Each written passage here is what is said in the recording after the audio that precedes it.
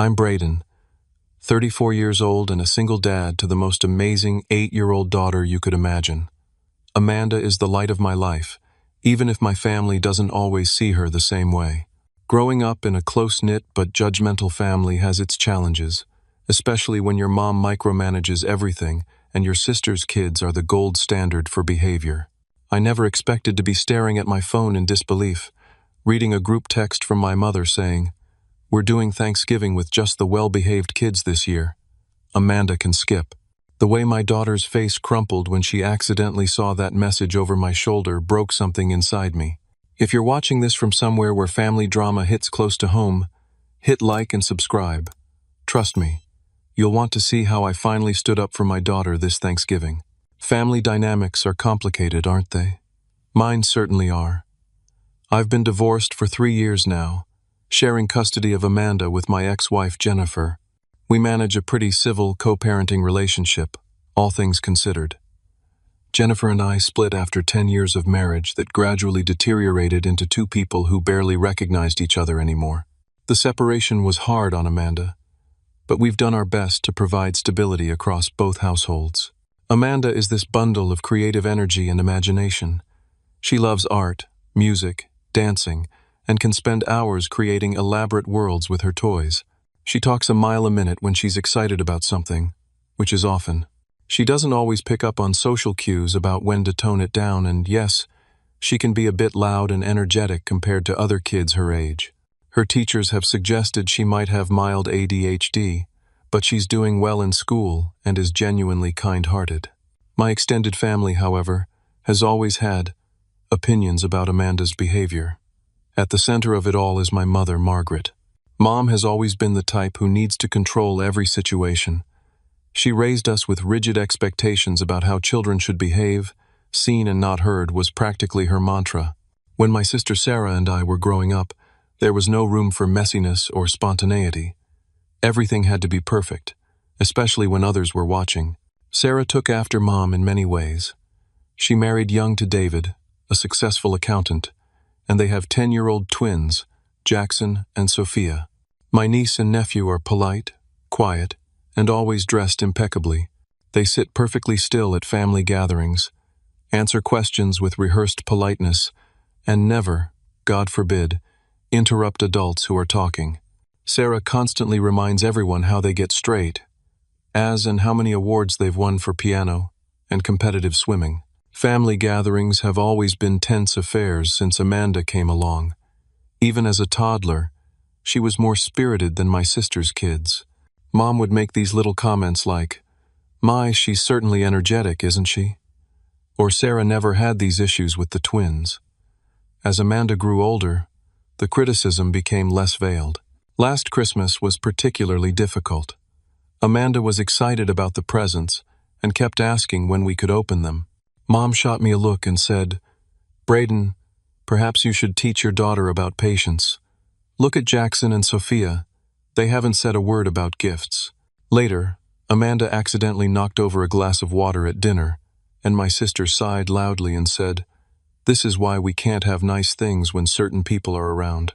I've tried to defend Amanda without creating bigger scenes. "She's just excited, Mom," or "She's 8, Sarah. Kids make mistakes." But my defenses are usually met with raised eyebrows or comments about making excuses for poor behavior. The constant criticism has started to affect Amanda. She used to run into my mother's house with enthusiasm, eager to show her grandmother her latest art project or tell her about school. Now she hangs back, holding my hand tightly, asking in a small voice if Grandma will be mad at her today. Easter this year was another disaster. Amanda found the candy stash before the egg hunt was supposed to begin. She didn't take any, just excitedly told her cousins where it was. Mom acted like she had ruined the entire holiday. "This is what happens when children aren't taught proper boundaries," she said pointedly in my direction. I noticed Amanda withdraw after that, sitting alone with her basket of eggs, while the twins were praised for finding the most. The worst part is watching how the dynamics between the cousins have evolved. Jackson and Sophia have picked up on the adults' attitudes and have started treating Amanda with the same condescension. They exclude her from their games, whispering and laughing when she approaches. When Amanda tries to join in anyway, they complain to their mother that she's bothering them. Sarah encourages this behavior with comments like, "The twins just prefer more structured play, Braden. Amanda is a bit too unpredictable for them." As if my daughter is some wild animal they need to avoid. Thanksgiving has always been a big production in our family. My mother plans it weeks in advance, assigning dishes and decorations to everyone. The meal is always catered from an expensive local restaurant. None of us are particularly skilled cooks, but Mom insists on transferring everything to her fine china and crystal before serving. It's meant to look like she prepared it all herself. The charade is exhausting, but it's tradition.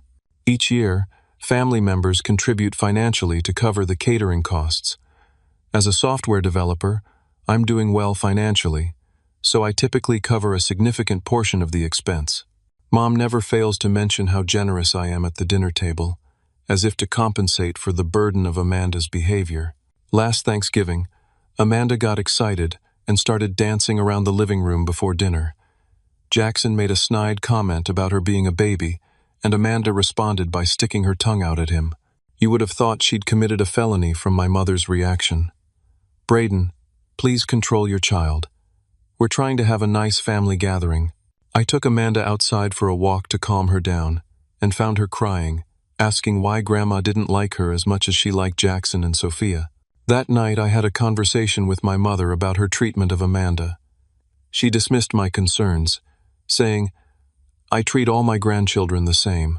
It's not my fault if Amanda can't behave appropriately." I left feeling frustrated and helpless. Over the past year, I've noticed Amanda becoming more self-conscious. She second-guesses herself constantly. Is this okay, Daddy? Will Grandma be mad if I do this? The confident, bubbly girl was being slowly replaced by a child afraid to be herself. That broke my heart more than anything else. Despite the tension, I never expected what happened 2 weeks before Thanksgiving this year. I genuinely thought we could work through our issues and eventually reach a place of mutual respect and understanding. I was wrong. So very wrong. It was a Sunday afternoon, 2 weeks before Thanksgiving. Amanda and I were curled up on the couch watching a movie when my phone buzzed with a notification. A group text from my mother to the family. Me, my sister Sarah, her husband David, and my father who mostly stays silent during family conflicts. The message read, "After discussing with Sarah and David, we've decided to have a more peaceful Thanksgiving this year. We're doing Thanksgiving with just the well-behaved kids this year. Amanda can skip. It will be a more relaxing day for everyone, especially the twins who get stressed by all the disruption. Braden, you're still welcome to join us, of course." I stared at my phone, unable to process what I was reading. The casual cruelty of the message stunned me. Amanda, who had been leaning against my shoulder, peered over at my phone and went completely still. "Daddy?" Her voice was tiny. "Grandma doesn't want me to come for Thanksgiving?" I quickly locked my screen, but it was too late. She'd seen enough. Her face crumpled and tears welled up in her big blue eyes. "Why doesn't Grandma want me? Is it because I'm bad?" Those words shattered something inside me. I pulled her into a tight hug as she began to sob against my chest. Her little body shook with the force of her tears. "No, sweetheart," I whispered into her hair. "You are not bad. You are wonderful and kind and perfect exactly as you are." But my reassurances felt hollow against the explicit rejection from her own grandmother. Amanda cried until she exhausted herself, eventually falling asleep against me, her face still wet with tears. I sat there, holding my sleeping child, as rage unlike anything I'd ever experienced built inside me. How dare they? How dare they make an 8-year-old child feel unwanted? How dare they categorize her as not well-behaved when all she'd ever done was be a normal, energetic kid? After carrying Amanda to her bed and tucking her in, I returned to my phone. The group chat had continued without my response. "Sarah, it's really for the best. The twins were just saying how they wish they could have one holiday without Amanda disrupting everything. Mom, we're not saying she can't ever come to family gatherings again, just that this one time, we'd like a peaceful meal without having to walk on eggshells around her behavior. Dad, maybe we should discuss this more before making decisions. Mom, There's nothing to discuss. The arrangements are made. Braden will understand. I took a deep breath and typed a single response. Understood. I'll cancel my card for the event. That was it. No argument, no pleading, no defending. Just acknowledgement and the subtle reminder that I was a significant financial contributor to their precious Thanksgiving production. The responses were immediate. Mom, don't be dramatic, Braden. There's no need to cancel anything. You're still invited. Sarah, this isn't about money. It's about the children's comfort. I didn't respond. I turned off notifications for the group chat and set my phone aside. The cold calculation of it all kept hitting me in waves. This wasn't a spontaneous decision. They had discussed it, talked about excluding my daughter behind my back, planned it, decided her feelings didn't matter. Later that evening, my phone rang. It was Jennifer, my ex-wife. Even though we had our differences, she was still Amanda's mother, and we maintained open communication about important matters. Amanda just called me crying, she said without preamble. Something about your mother not wanting her at Thanksgiving? What's going on, Braden? I explained the situation, reading her the exact text. Jennifer's response was immediate and furious. Are you kidding me? Who does your mother think she is? And you're just going to let this happen? Of course not, I replied. I'm not taking Amanda anywhere she isn't fully welcomed and appreciated. Good, Jennifer said, her voice softening slightly. Look, why don't you two come to my place for Thanksgiving? My parents will be here, and they always love seeing Amanda. It was a generous offer, especially considering our history, but I had already started forming a different plan in my mind. Thanks, Jen. Can I think about it and let you know? I might have another idea. After we hung up, I sat in the dark living room thinking.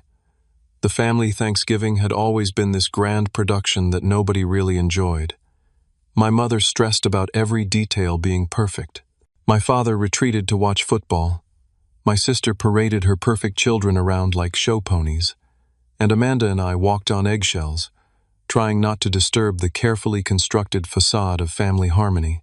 Every year, I contributed over $1,000 toward the catering, decorations, and whatever else my mother deemed necessary for her perfect Thanksgiving.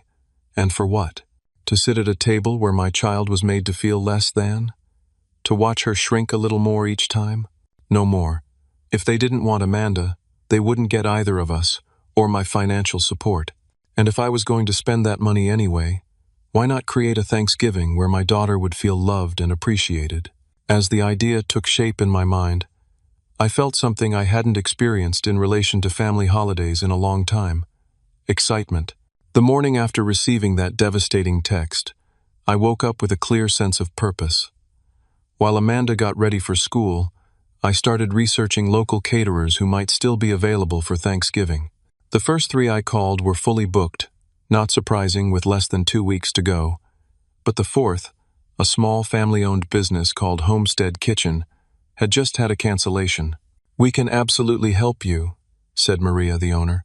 What kind of menu are you thinking? The full traditional spread, I told her. Turkey, stuffing, mashed potatoes, gravy, cranberry sauce, green bean casserole, rolls, pumpkin pie, the works. But I'd like to add some fun options too. Mac and cheese, which is my daughter's favorite, and maybe some kid-friendly appetizers. We can do all that, Maria assured me. How many guests are you expecting? That was the question, wasn't it? Who would come to our alternative Thanksgiving on such short notice? Let me get back to you on the final count, I said. But I'm thinking maybe 8 to 10 people? After dropping Amanda at school with extra hugs and reassurances that she was loved and wanted, I headed to work with a list of people to call during my breaks. My first call was to Thomas, a colleague who had become a good friend over the years. Thomas had mentioned that his wife's parents had canceled their Thanksgiving visit due to health issues, leaving their family of 4 at loose ends for the holiday. Hey, Thomas, I said when he picked up. Random question, but do you guys have Thanksgiving plans yet? Not really, he admitted. Alicia and I were just talking about maybe doing a small thing with the kids. Why? I explained the situation with my family, trying to keep the bitterness out of my voice. So I'm putting together an alternative Thanksgiving at my place. Would you, Alicia, Emma, and Tyler want to join us? Man, that's terrible about your family. Thomas said sympathetically. But yes, we'd love to come. The kids adore Amanda. Emma's been asking for a playdate for weeks. One family down. I felt a surge of hope. My next call was to Daniel, my oldest friend from college days. We'd been close for years, but had drifted somewhat after he moved to a neighboring city for work. I knew from our occasional catch-up calls that he was going through a difficult divorce and would likely be alone for the holiday.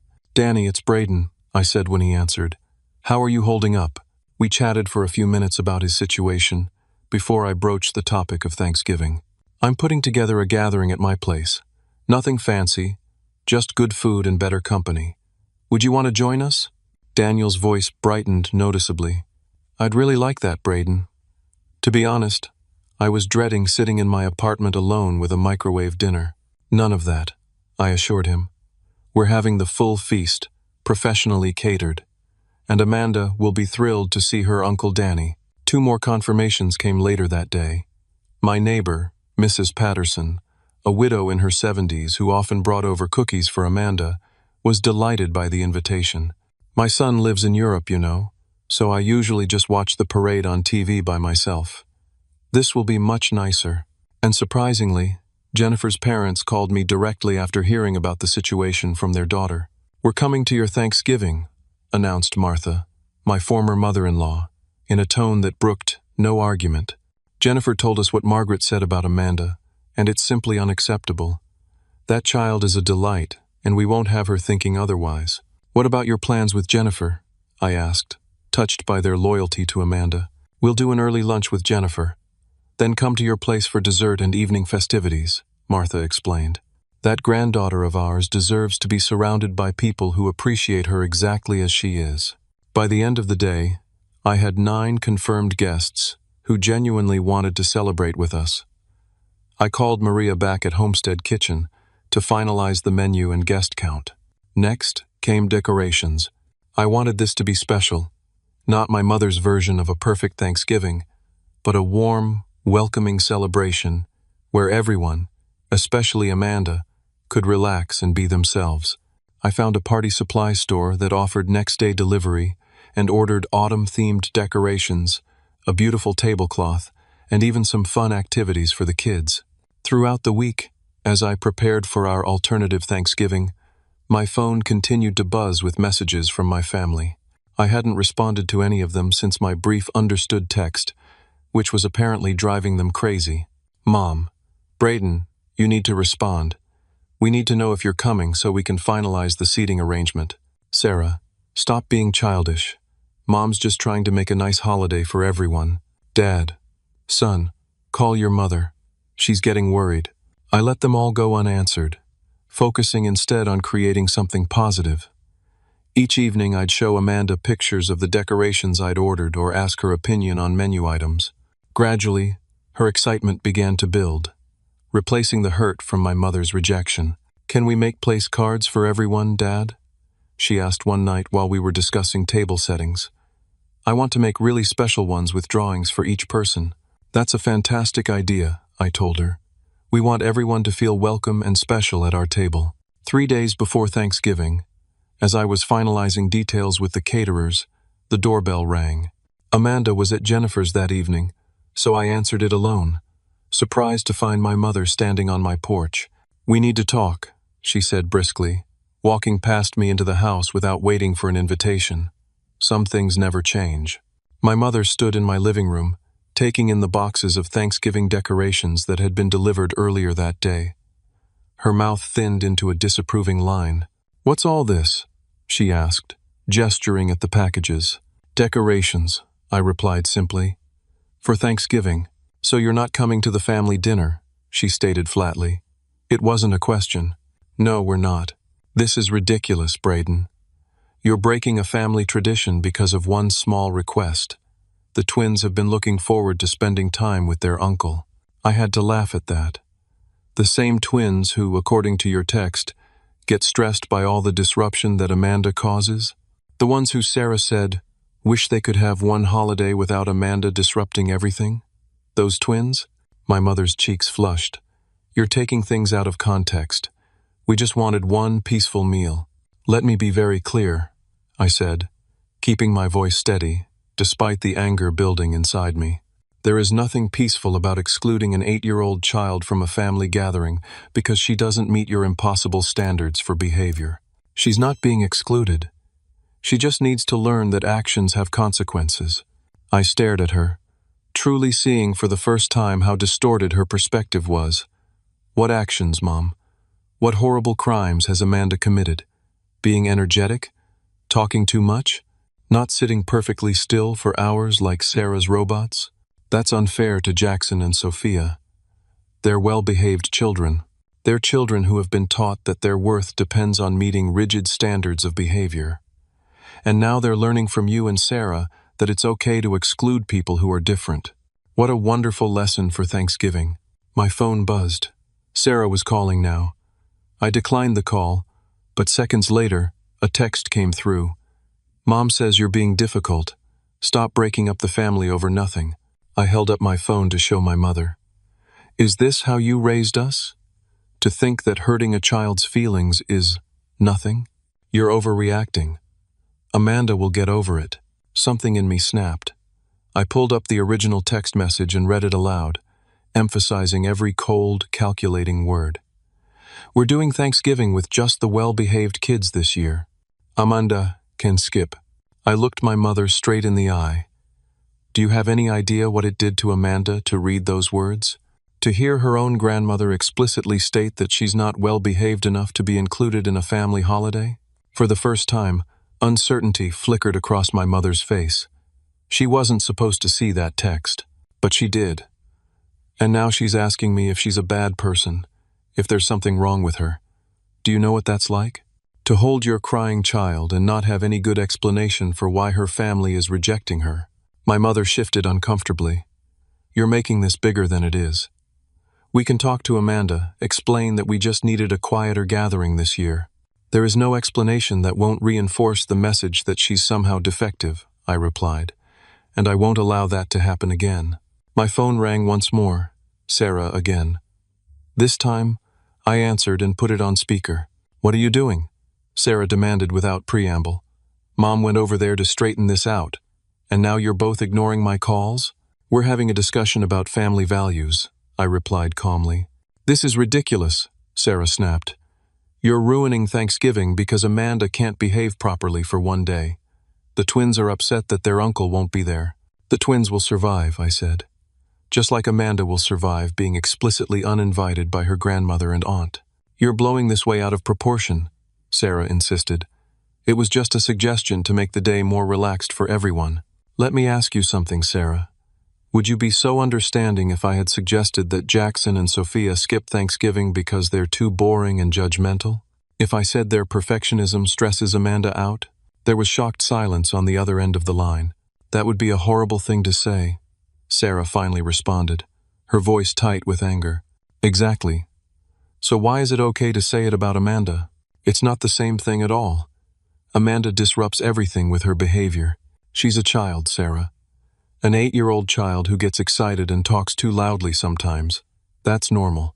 What's not normal is adults who can't accommodate a child's natural energy and enthusiasm. My mother, who had been listening to this exchange with increasing discomfort, finally spoke up. Perhaps we've been a bit harsh. We could reconsider the arrangements. It's too late, I said firmly. I've made other plans. Amanda and I are having Thanksgiving here, with people who actually enjoy her company and appreciate her for who she is. You're having your own Thanksgiving? Sarah sounded incredulous. Who would even come on such short notice? People who care about Amanda's feelings. Friends, neighbors, Jennifer's parents. They're all coming. Jennifer's parents? My mother repeated, looking genuinely shocked. But they're not even family anymore. They're Amanda's grandparents, I pointed out. And they were appalled when they heard what you'd done. They immediately insisted on coming to support her. There was a long silence as this sank in. My mother looked genuinely flustered for the first time in my memory. We didn't mean to hurt Amanda, she finally said, her voice smaller. We just thought. You thought you could exclude a child from a family gathering and there would be no consequences, I finished for her. You thought I would still show up with my checkbook open to fund your perfect Thanksgiving while my daughter sat home alone. You were wrong. Sarah's voice came through the speaker, now with an edge of panic. You're still contributing to the catering, right? Mom's already placed the order with your portion included. And there it was, the real concern. Not Amanda's feelings, not family unity, but who would pay for their extravagant meal. I canceled my card for the event, I reminded them. I'm using that money to cater a meal where my daughter is welcome. You can't do that, Sarah exclaimed. The dinner is in 3 days. We can't afford to cover your portion at this point. Then perhaps you should reconsider your guest list, I suggested. I hear excluding people makes for a more relaxing gathering. My mother stood up abruptly. This conversation is getting us nowhere. Braden, I understand you're upset, but you're being vindictive now. I'm being protective of my child, I corrected her. There's a difference. What do you want from us? Sarah demanded from the phone. Just tell us what will make this right so we can move on. It's simple, I said. Acknowledge that what you did was cruel and hurtful. Apologize sincerely to Amanda, not with excuses or justifications, but with genuine remorse. And commit to treating her with the same respect and inclusion you showed Jackson and Sophia. And if we do all that, you'll come to Thanksgiving? My mother asked hopefully. No, I said firmly. As I said, we've made other plans, but it would be a start toward repairing the relationship for future gatherings. So you're giving us an ultimatum, my mother said stiffly. I'm setting a boundary, I corrected her. There's a difference there, too. After a few more minutes of circular argument, with Sarah continuing to insist I was overreacting, and my mother alternating between defensiveness and attempts at reconciliation, they finally left. My mother paused at the door. Think about what you're throwing away, she said. Family should come first. Amanda is my family, I replied. She comes first. Always. After they left, I sat down heavily on the couch, emotionally drained but certain I had made the right decision. The next day, my mother sent a text that I can only describe as a non-apology. We're sorry if our wording was insensitive. We never meant to hurt Amanda's feelings. We hope you'll reconsider joining us for the sake of family unity. I didn't respond. An apology that begins with if and ends with a request isn't an apology at all. And notably, the message was sent only to me, not to Amanda herself. With 2 days until Thanksgiving, I focused on finalizing our plans, determined to make this a holiday my daughter would remember for all the right reasons. Thanksgiving morning dawned bright and clear. I woke up early, a mixture of anticipation and nervousness fluttering in my stomach. This was the first major holiday I'd ever hosted, and I wanted everything to be perfect. Not my mother's version of perfect with its rigid rules and appearance-focused details, but perfect in the sense of creating a warm, joyful atmosphere where everyone felt welcome. Amanda burst into my room at 7:30, already dressed in the special outfit she'd picked out the night before, a burgundy dress with gold turkey appliques that would have made my mother cringe, but made Amanda feel festive and excited. "Dad, it's Thanksgiving," she announced, jumping onto my bed. "When are people coming? When will the food be here? Can I start putting out the decorations?" I laughed, pulling her in for a hug. "Slow down, kiddo. We've got plenty of time. The caterers aren't arriving until 1 o'clock, and our guests are coming at 3. But we have so much to do," she insisted, her eyes wide. "We have to make the place cards and set the table and put up all the decorations." Her enthusiasm was infectious. "You're right," I agreed, getting out of bed. "Why don't you start sorting the decorations while I make us some breakfast? We need fuel for all this holiday preparation." While Amanda organized the decorations in the living room, I made her favorite breakfast, pumpkin pancakes shaped like turkeys.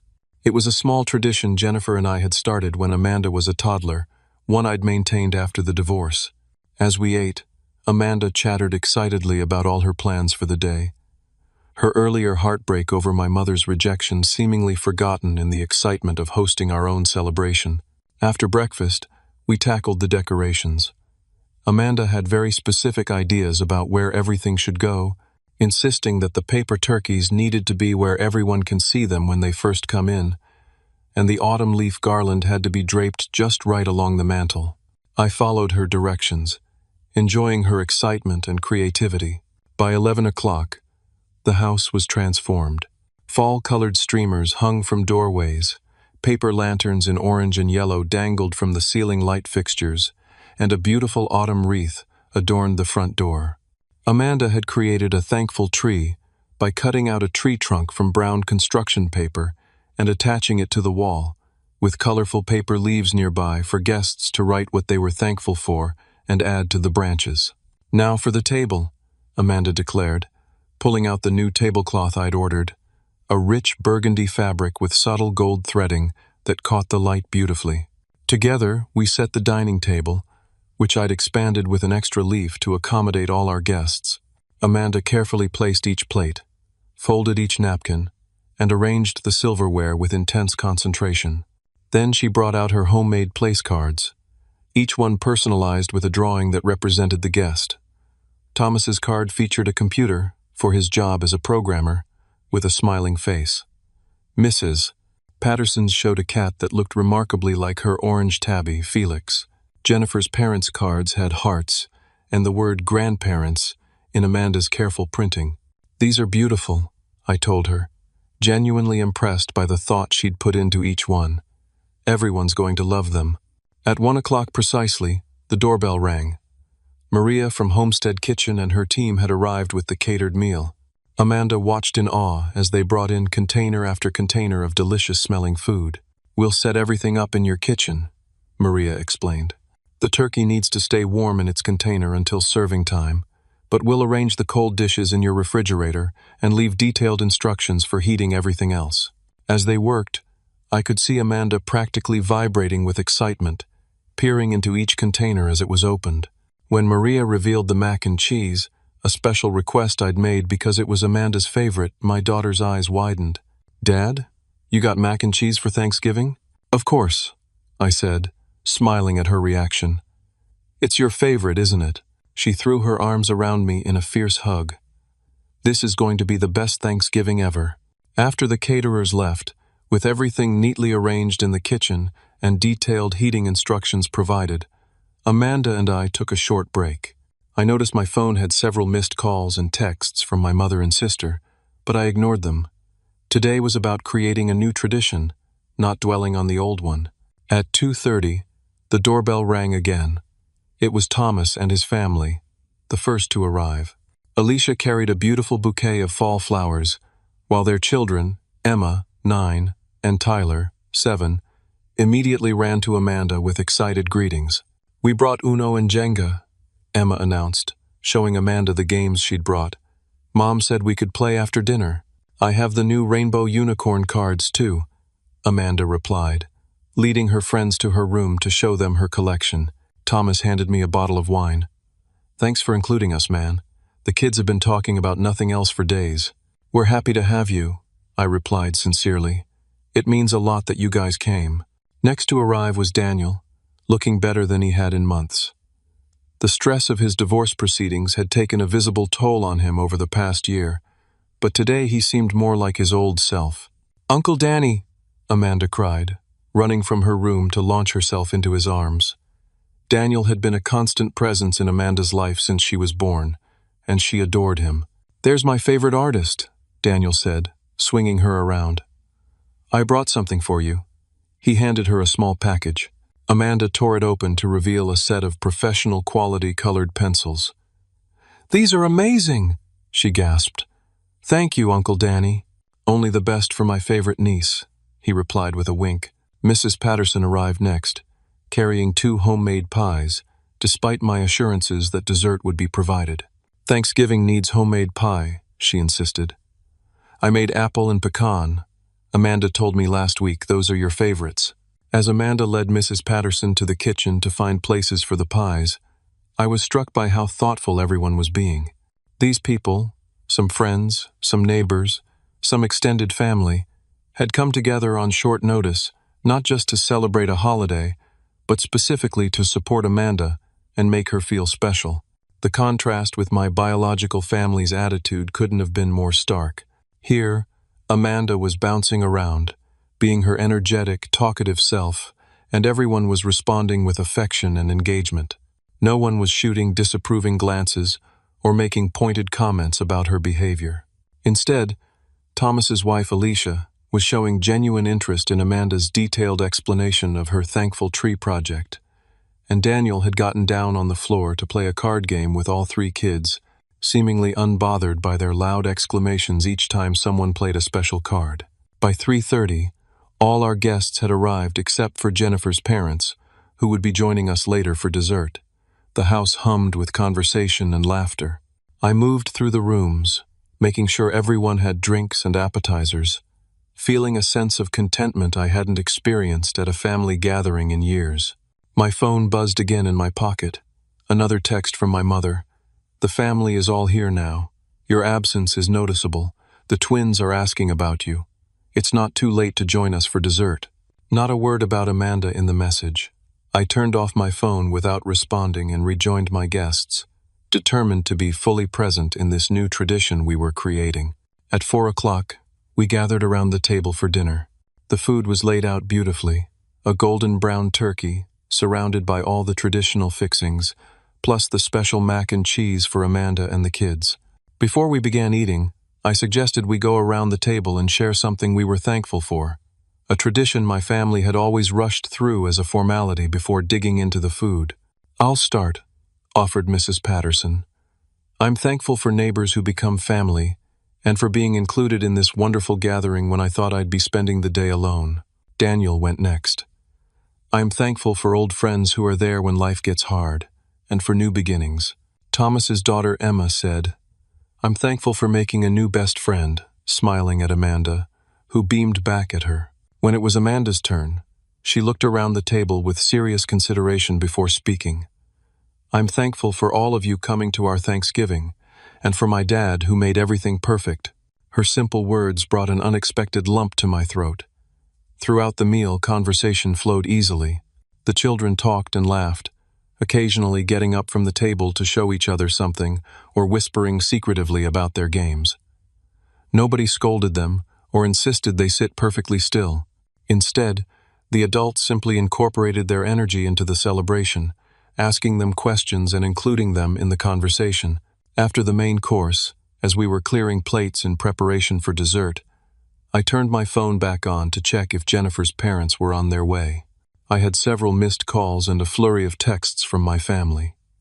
Instead of more attempts at guilt-tripping, however, they had moved on to sending pictures, selfies from their own Thanksgiving table. "Mom, look at our beautiful Thanksgiving table. So peaceful and elegant this year." The photo showed my mother, father, sister, brother-in-law, and the twins, all posed with perfect smiles around my mother's formal dining table. The twins sat ramrod straight, not a hair out of place. Sarah, Jackson, and Sophia performed a Thanksgiving piano duet for everyone. You missed a wonderful moment. Another photo showed the twins at my mother's grand piano, looking serious and formal in their matching outfits. Then came the message that made my blood boil. "Mom, see how lovely everything is? You're still welcome to join us alone if you want. We have plenty of leftovers." Alone. The word jumped out at me. They were still, even now, excluding Amanda, still failing to understand why that was wrong. I was about to shut off my phone again when a better idea struck me. I gathered everyone in our living room, where Amanda and the other children were showing Daniel how to play their card game, and Mrs. Patterson was teaching Thomas's wife Alicia her secret pie crust technique. "Can I get a picture of everyone?" I asked. "I want to remember our first, chosen family Thanksgiving." Everyone gathered together, informal and relaxed. Amanda sat on Daniel's lap. Emma and Tyler crowded in beside them. Mrs. Patterson stood behind them with her gentle smile, and Thomas and Alicia completed the group. I set the timer on my phone camera and hurried to join them. The resulting photo captured something my mother's perfect tableau never could: genuine joy. Everyone was smiling or laughing, some looking at the camera, others caught mid-conversation. Amanda was beaming, her hair slightly mussed, her dress a bit wrinkled from playing, but radiating happiness. I sent the photo to the family group chat with a simple caption: "This is what Thanksgiving is supposed to look like. Amanda says hi." Then I silenced my phone again and rejoined the celebration. Just as Mrs. Patterson was serving her homemade pies, The doorbell rang. Jennifer's parents, Martha and Robert, had arrived. "Grandma! Grandpa!" Amanda shouted, running to hug them. Martha embraced her tightly while Robert ruffled her hair affectionately. "There's our girl," Martha said warmly. "We've been looking forward to seeing you all day." Robert handed me a bakery box. "We brought some extra desserts, though it looks like you've got quite a spread already." "Always room for more dessert," I assured him, genuinely pleased to see them. Despite the divorce, Jennifer's parents had always made an effort to maintain their relationship with Amanda and to stay on good terms with me. As everyone settled in with dessert, Martha pulled me aside. "Jennifer told us everything," she said quietly. "I want you to know how proud we are of you for standing up for Amanda. That child deserves all the love and support in the world." "Thank you," I said, touched by her words. "It means a lot that you came." "Of course we came," she said firmly. "We're her grandparents. That doesn't change just because you and Jennifer aren't together anymore." The rest of the evening passed in a blur of games, conversation, and laughter. The kids played Uno while the adults chatted, with Amanda flitting between the two groups, fully engaged and completely herself. No one told her to be quieter or to sit still. No one compared her unfavorably to other children. She was accepted and celebrated exactly as she was. Around 7 o'clock my phone rang. It was Jennifer, calling to wish Amanda a happy Thanksgiving. I put the call on speakerphone so Amanda could talk to her mother. "Mom, we're having the best Thanksgiving ever," Amanda exclaimed. "Grandma and Grandpa are here, and I made a new best friend named Emma, and Uncle Danny gave me special artist pencils." "That sounds wonderful, sweetie," Jennifer replied, her voice warm. "I'm so glad you're having a good time." After Amanda had shared all her excitement and handed the phone back to me, Jennifer said quietly, "You did good, Braden. Really good." Those words, coming from my ex-wife, who had seen me at my worst during our marriage breakdown, meant more than I could express. "Thanks, Jen. That means a lot." As the evening wore on and guests began to leave, each person made a point of thanking Amanda as well as me, telling her what a wonderful hostess she had been. The pride on her face as she accepted their compliments was worth every bit of effort that had gone into creating this alternative celebration. By 9 o'clock, when the last guests had departed and Amanda was getting ready for bed, I checked my phone one final time. There were no more messages from my mother or sister, just a simple text from my father. "The kids missed you today, both of you. Call when you can." It wasn't an apology, but it was an acknowledgement. A small crack in the wall of righteousness my mother and sister had built. Maybe, just maybe, there was hope for eventual reconciliation on new terms that included respect for Amanda and recognition of her worth. As I tucked Amanda into bed, she looked up at me with sleepy eyes. "Dad, this was the best Thanksgiving ever." "I thought so too, sweetie. Can we do it again next year? With all the same people? If that's what you want," I promised her. "I do," she said, yawning. "I like our new family, chosen family." The phrase settled in my heart as I kissed her goodnight and turned out the light. The day after Thanksgiving, I was cleaning up the last remnants of our celebration when my phone rang. I was surprised to see Sarah's name on the caller ID. After a moment's hesitation, I answered. "Braden?" My sister's voice sounded different, subdued, even shaky. "Yes? I." She paused, and I realized with shock that she was crying. Sarah never cried, at least not that I had seen since we were children. "I need to talk to you." "I'm listening," I said, keeping my voice neutral. "Yesterday was awful," she confessed. "After you sent that picture, everything fell apart." "What do you mean?" "Dad saw how happy Amanda looked in your photo and got upset with Mom. He said he'd gone along with excluding Amanda because Mom insisted it would be better for everyone, but seeing how much fun you were all having made him realize how wrong it was. They had a huge argument right at the dinner table. I hadn't expected that. My father rarely challenged my mother on anything, preferring to keep the peace at all costs. Then Aunt Kathy asked what was going on, and Mom had to explain why you and Amanda weren't there. She tried to make it sound like you were being difficult, but when Aunt Kathy heard the whole story, she got really upset. She said excluding a child from a family gathering was cruel and that she was ashamed of us.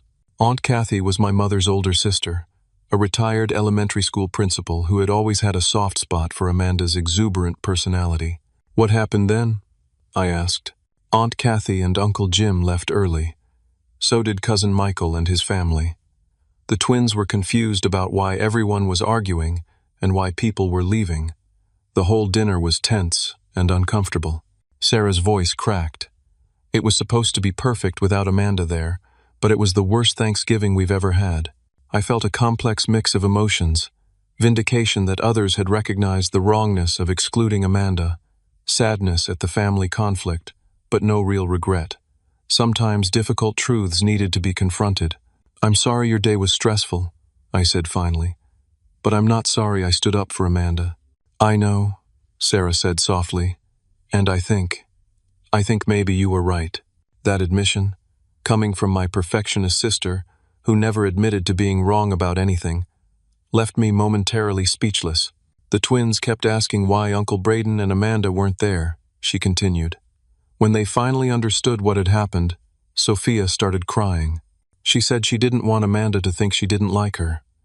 Jackson said it wasn't fair to blame Amanda for being different. Kids often had clearer moral compasses than adults, it seemed." "They have a point," I said gently. "I know. I've been thinking a lot about it.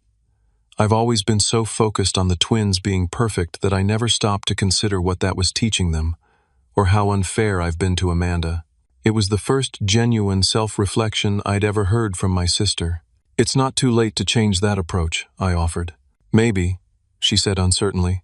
"Mom's still upset. She says you humiliated her by sending that picture and showing everyone having a better time without her perfect Thanksgiving." "That wasn't my intention," I said truthfully. "I just wanted to show that Amanda was having a wonderful day surrounded by people who appreciate her." "I understand that now," Sarah admitted. "Listen, I don't know where we go from here, but I wanted to call and to apologize. For my part in hurting Amanda, it was wrong." "Thank you," I said, genuinely moved by her apology. "That means a lot. And for what it's worth, I think this could be a turning point for all of us if we're willing to learn from it." After speaking with Sarah, I spent the morning reflecting on everything that had happened while Amanda was at a playdate with her new friend Emma. Around noon, my phone rang again. This time, it was my mother. "Braden," she began, her voice lacking its usual authoritative tone, "your father thinks I should call you." Not exactly a promising start to an apology. "I'm listening," I echoed my earlier response to Sarah. "Yesterday was difficult," she said carefully. "Many people were upset about your absence." "Amanda's absence," I corrected gently. "That was the core issue." A pause. "Yes, about that.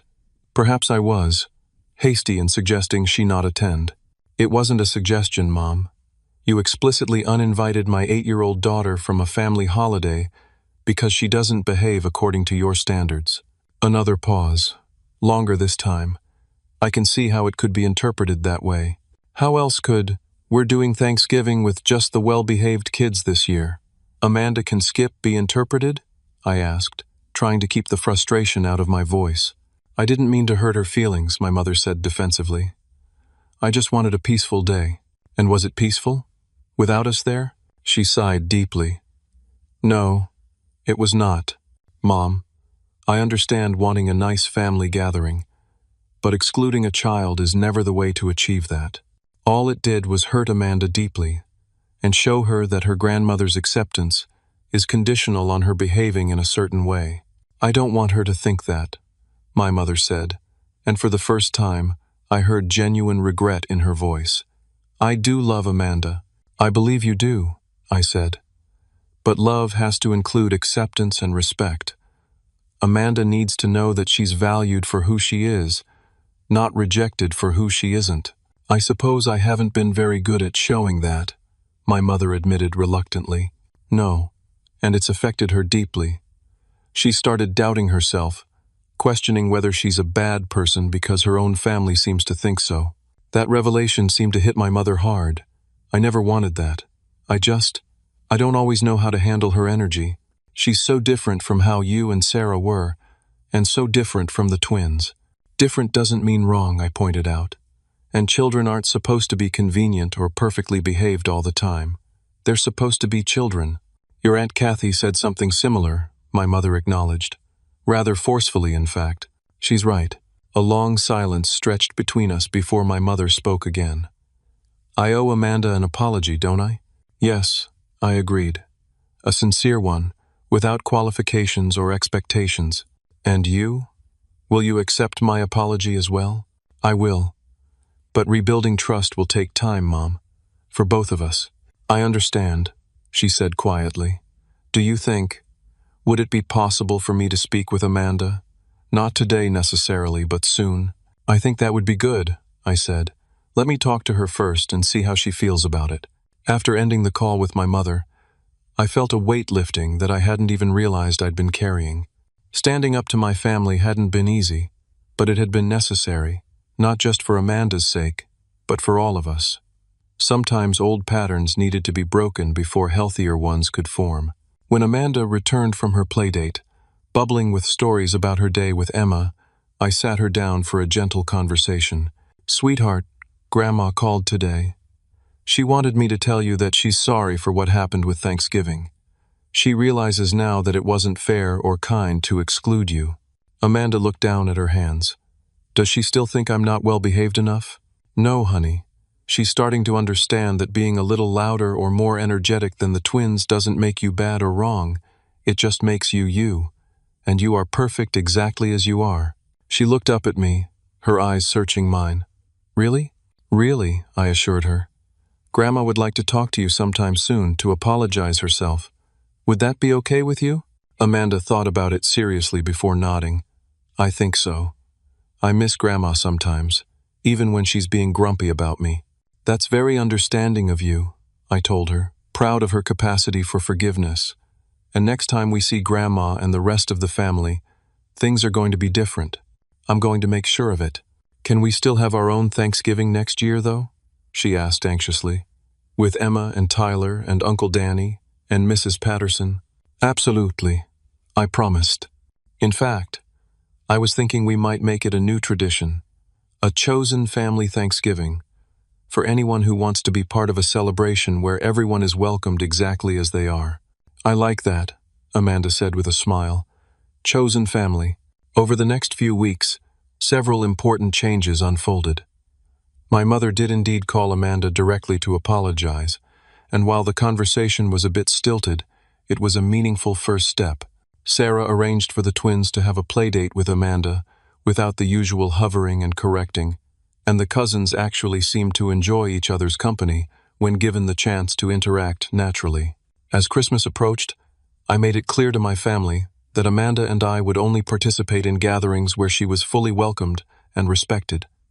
To my surprise, they agreed without argument to my conditions. My father even called me privately to say how proud he was of me for finally standing up to your mother when it really counted. The Christmas gathering, while not perfect, was noticeably different. There were still moments of tension when Amanda's energy level rose, but instead of sharp looks and criticism, my mother made visible efforts to engage with her, asking about her art projects, and actually listening to her enthusiastic responses. The twins, freed from some of the pressure to be perfect, seemed more relaxed as well, even joining Amanda in an impromptu dance party after dinner that would have been unthinkable before. But the most profound change was in Amanda herself. As the criticism and comparison diminished, her confidence began to rebuild. She stopped asking if she was being good enough and started simply being herself again, the bright, creative, energetic child she was meant to be. The journey wasn't over, of course. Family dynamics don't transform overnight, and there would be more conversations, more boundaries to establish, more learning for all of us. But we had taken the first crucial steps toward a healthier relationship, and through it all, we maintained our new tradition of chosen family gatherings, expanding them to include other holidays throughout the year. These celebrations, where people came together by choice rather than obligation, became the highlight of our calendar. In standing up for Amanda, I had discovered something important. Family isn't just about blood relations. It's about who shows up, who accepts you, who celebrates rather than merely tolerates your authentic self. Sometimes the family you choose is just as important as the family you're born into. As Amanda said to me on New Year's Eve, as we celebrated with our now expanded circle of chosen family, "Dad, I'm glad you taught me that it's okay to be myself, even when some people don't like it. And I'm glad you found people who like me just the way I am." "Me too, sweetie," I told her, watching her eyes shine with a confidence that had been dimming under my family's criticism. "That's the most important lesson of all." What about you? Have you ever had to choose between pleasing family and standing up for what's right? How did you handle it? I'd love to hear your stories in the comments. And if this story resonated with you, please like, subscribe, and share it with someone who might need to hear it too. Thank you for joining us on this journey, and I wish you a holiday season filled with acceptance, joy, and the love of those who appreciate you exactly as you are.